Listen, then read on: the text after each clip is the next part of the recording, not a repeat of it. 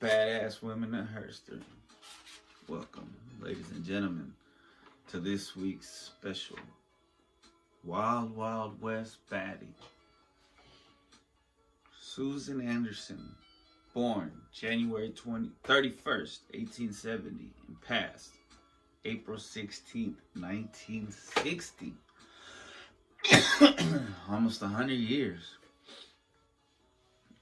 Was an American physician and one of the first women to practice medicine in Colorado.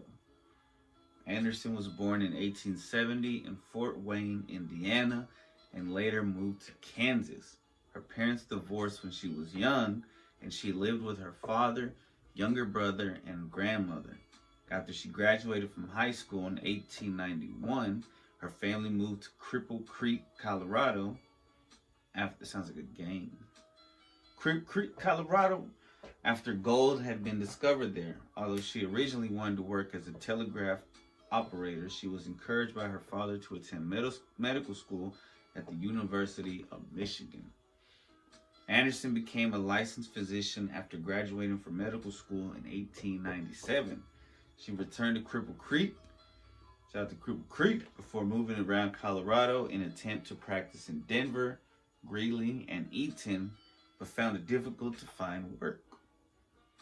She was briefly engaged, but was left at the altar by her fiance. Damn, what a punk ass motherfucker. In the year of 1900. In 1904, she was appointed coroner of Grant County, Colorado, during which time she investigated many of the deaths involved in the construction of the Moffat Tunnel Railroad. Interesting. After contracting tuberculosis in 1907, Anderson relocated to Fraser, Colorado, where residents affectionately nicknamed her Doc Susie. For 49 years, she was the only physician in Fraser. She tended to a range of patients and medical conditions, including childbirth, skiing injuries, and particularly pneumonia during the 1918 flu pandemic. Although most of her work involved making house calls to patients, Anderson never owned a horse or a car. She owned a house. She didn't own a horse or car. And she was usually paid in food or firewood rather than money. Her grave in Mount Pisgah Cemetery. Oh, that's a picture. But I don't print the pictures. During the 1950s, Anderson was the focus of several newspaper and magazine stories.